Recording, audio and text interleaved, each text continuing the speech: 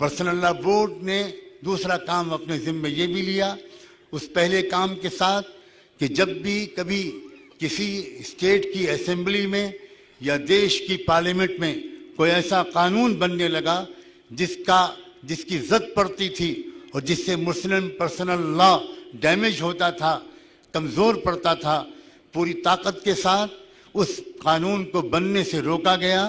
कभी भी किसी अदालत में मुस्लिम पर्सनल लॉ के ख़िलाफ़ किसी केस में जजमेंट हुआ तो मुस्लिम पर्सनल लॉ बोर्ड ने तमाम जुडिशल कोशिशें भी की और पब्लिक अवेयरनेस फैलाकर अगर कानून बनवाने या कानून में तब्दीली करवाने की ज़रूरत पड़ी तो उसके लिए भी एक ज़बरदस्त मुहिम चलाई, जैसा शाहबानो केस के वक्त में हुआ था और उसमें भी मुस्लिम पर्सनल लॉ को कामयाबी मिली।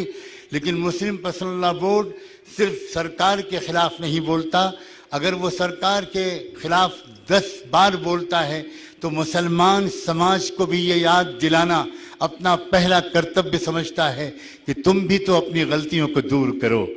मुस्लिम लॉ बोर्ड बहुत साफ लफ्ज़ों में मुसलमानों से कहता है कि ये तो तुमने शादियों के मौके पर अपने बेटों की तुमने भी जहेज़ का लेन देन शुरू किया और तुमने भी जहेज़ के मुतालबे शुरू किए।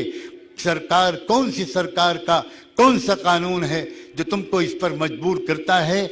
जहेज़ नाम की कोई चीज़ इस्लाम में मौजूद ही नहीं है।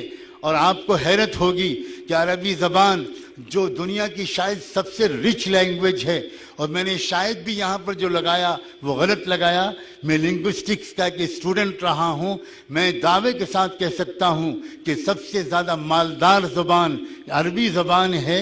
और अंग्रेज़ी और यूरोपियन ज़बानों के बारे में तो मैं तो कहा करता हूँ कि बहुत गरीब ज़बान है।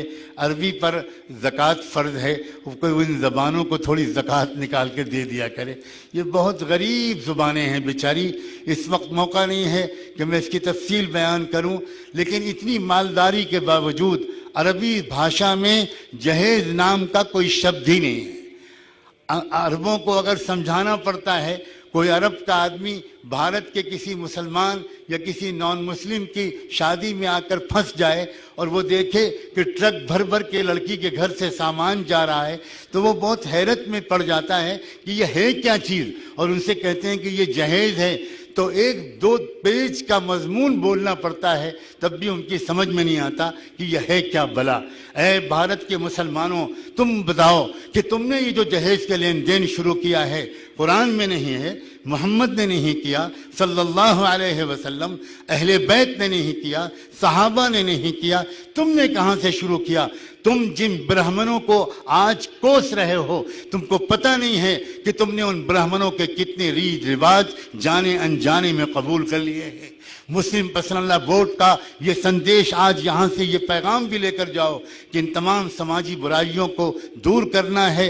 अपने टाइम को सही खर्च करो, अपने पैसे का सही खर्च करो, अच्छी तालीम आपस में दो।